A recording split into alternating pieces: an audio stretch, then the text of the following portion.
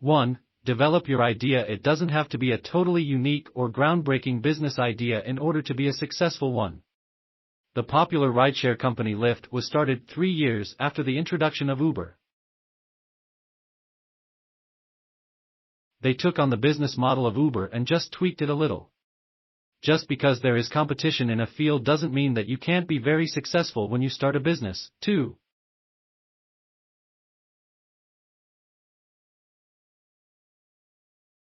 Go ahead and use the business model of the most successful competitor, but make it your own by identifying shortcomings and weaknesses that you can exploit for your own success.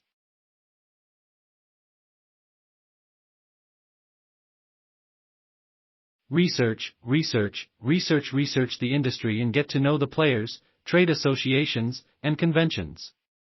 Research the products and services involved.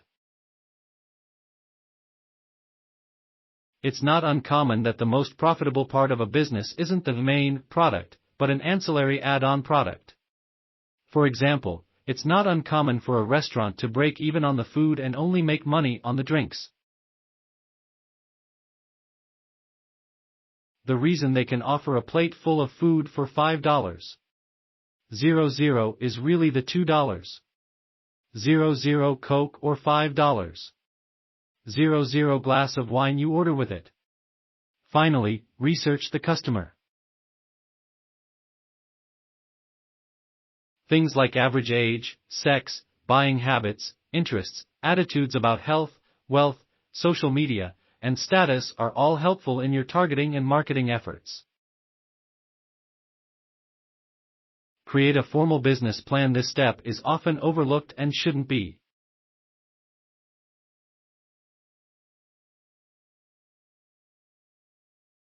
As a 1 or 2 person show, you can probably get along fine without one, but once you start hiring employees, having a formal business plan is essential. Unfortunately, if you don't put it in place right away, by the time you need it, you'll be too busy to create one.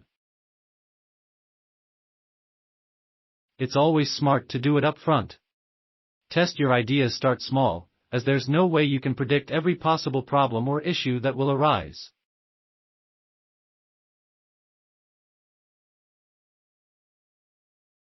You'll find it's much easier to address these issues if they're limited to a few test markets as opposed to a global rollout. 2.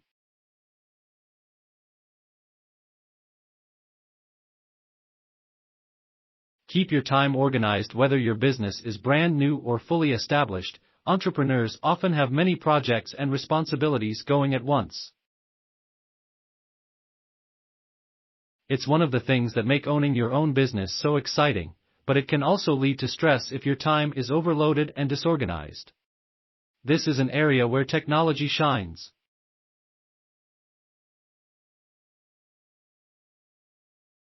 Scheduling apps can help you organize your day and set boundaries around your time.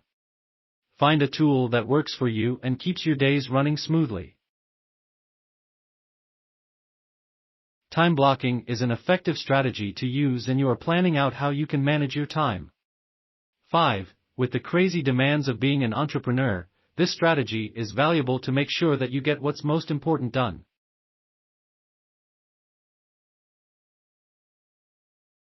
Three, hire solid talent and support their success. When you start a business, it is often just one person or a tiny group handling every aspect of the company's day-to-day functions. As you possibly expand and prosper, however, stepping back and offloading certain responsibilities is a natural and expected part of the process. Locating and hiring a great team is only half of the equation, and setting them up for success is the other half. Keeping lines of communication open, while setting clear expectations, allows your employees to own their positions and create a path to winning for themselves and the business.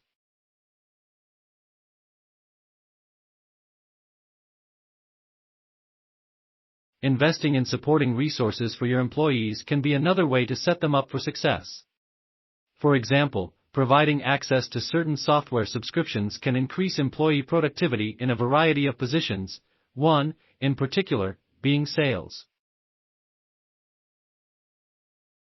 the cost of a small number of carefully selected apps could potentially be matched or exceeded by a single sale generated as a result of an automated program.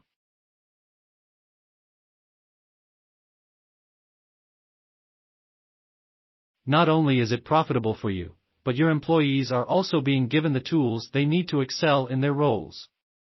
4. Avoid risk and prepare for the future. Hiccups or unforeseen circumstances are going to happen now and again in business.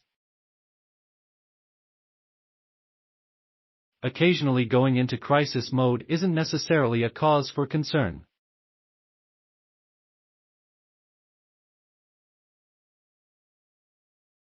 However, if you feel like a large portion of your time is spent putting out proverbial fires rather than operating a well-oiled machine, you might want to place more focus on looking at potential difficulties coming your way and implementing support and processes to avoid them.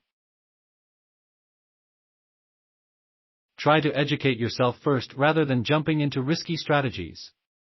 For example, the metaverse is a major buzzword going around that can be a risk for entrepreneurs. One of the leading innovation experts I've worked with in the past and respect is Jeff Wong, EY Global Chief of Innovation. Wong wrote a great article on how you can get excited about the hype of opportunity in the metaverse.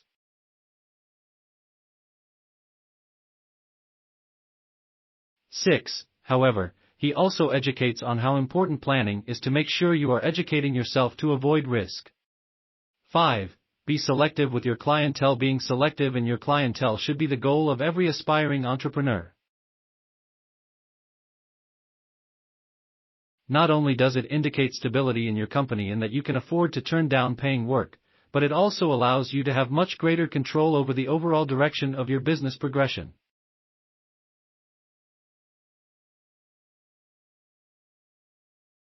For example, one of my friends, Jason Hennessy, who wrote the book, Law Firm SEO, Exposing the Google Algorithm to Help You Get More Cases, was an expert in marketing that found that he had success with law firms. A lot of marketing experts say that they can work with every industry and take on all varieties of clients that aren't a fit. Hennessy found the niche and dedicated time into owning that niche. When first starting out in a new business endeavor, it might be necessary to take almost any client that comes your way to build capital and get your name circulating in your particular industry. Even after a business has reached a point of stable revenue and increasing fee structures, some owners find it difficult to get out of the habit of taking any possible business that comes their way. Having a strategy similar to Hennessy and trying to own what you do best can result in higher margins and happier clients. Setting minimum client quality standards has major advantages.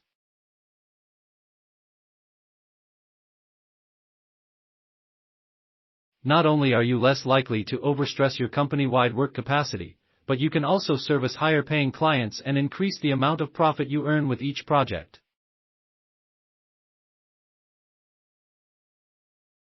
In addition, you can decline to engage with individuals or businesses that may be high-paying but difficult or unpleasant to work with.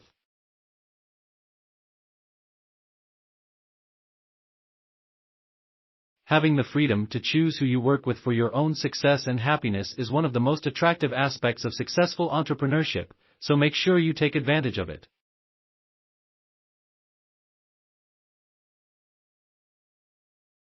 6. Don't overlook branding. Branding is so much more than just expressing to your team and client who you are as a company and an entrepreneur. Having a strong vision also gives you a clear path for the future, as well as goals to go along with it. Some entrepreneurs get lost in the day-to-day slog of keeping processes going, such as practical things like cash flow. Consequently, they neglect to assess and create a plan for their business branding.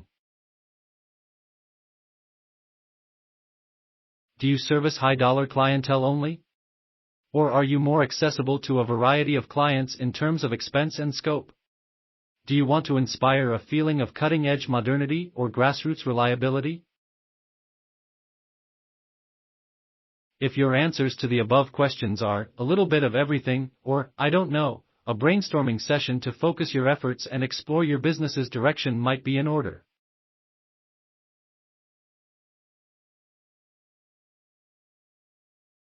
How do you want to present yourself, and what can you do to accomplish this?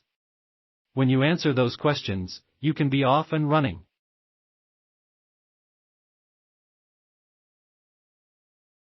Similar to the Hennessy example, focus on what you can be best at and invest in positioning yourself as an industry leader. If you look at the Venn diagram on owning your industry, you will see that multiple factors contribute to industry ownership. 7. Also, don't be afraid to reassess your branding model regularly either.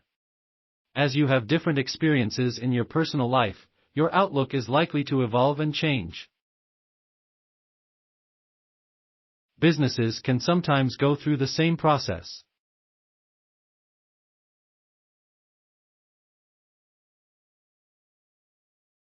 If the business's outlook has advanced but the branding has stagnated, a fresh approach can change the course of your presentation in a way that better represents your brand and where you would like to take it in the future.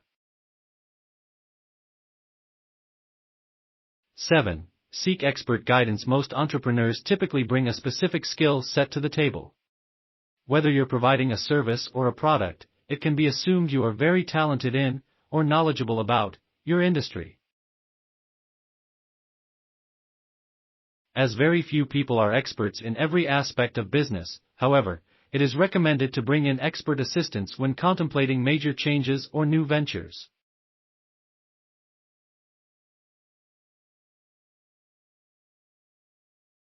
Guidance can be astoundingly useful for a variety of areas, such as finance, advertising, and technology.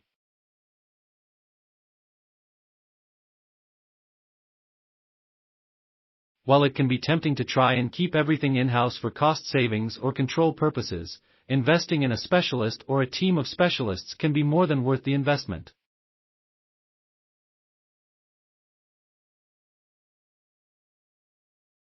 Starting an advertising campaign is a great example of when it can be useful to elicit assistance to create focus and specify goals and metrics for success.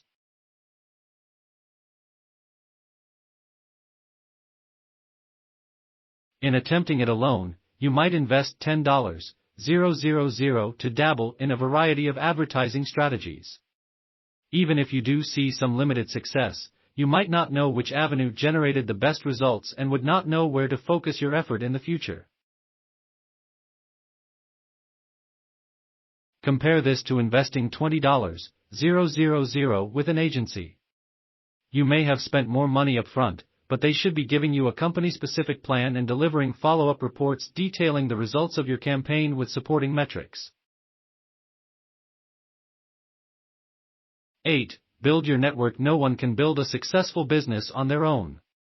You'll need investors, attorneys, accountants, bankers, as well as vendors, industry contacts, employees, and a whole host of others. Start attending trade shows and conventions, as well as joining trade association and online groups. These are all great networking resources for you.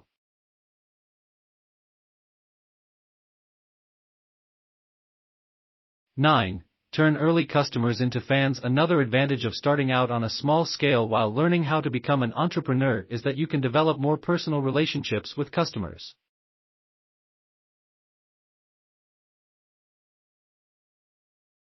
Make sure to provide a great experience for these first customers to build up the most effective advertising there is. Word of mouth. 10.